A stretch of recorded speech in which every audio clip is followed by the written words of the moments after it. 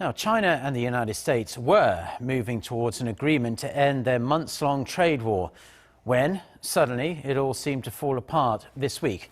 But on Thursday, U.S. President Donald Trump insisted a trade deal with Beijing is still within reach. For more on this and other news from around the world, let's turn to our Hong Yoo. So, do we know much about how this meeting is developing? The meeting began at 5 p.m. local time in Washington, Mark. The talks between China's top trade envoy Liu He and his U.S. counterpart Robert Lighthizer will last 2 days.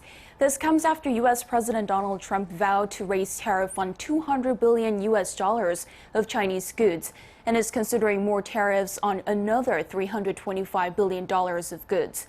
The Chinese government in return threatened to retaliate, which escalated the trade friction between the two countries.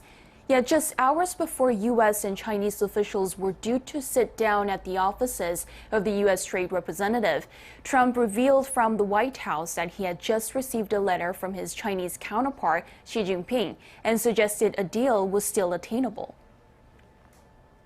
No idea what's going to happen. I did get last night a very beautiful letter from President Xi. Let's work together. Let's see if we can get something done. But they renegotiated the deal. I mean, they took, whether it's intellectual property theft, they took many, many parts of that deal and they renegotiated. You can't do that. And I'm different than... Okay, so a rather unhappy President Trump there, but tell us more about the representatives taking part in these talks. President Trump will not be in the room, and also fill us in on any information on what they will be discussing over the next 2 days. The negotiators at the table for talks are China's Liu He and Lighthizer and Treasury Secretary Steven Mnuchin from the U.S. side. A week ago, the top Trump administration officials seemed to suggest a deal would soon be struck with China. But Trump had dampened the optimism when he said he plans to impose stronger tariffs by raising import taxes on $200 billion of Chinese goods from 10% to 25%.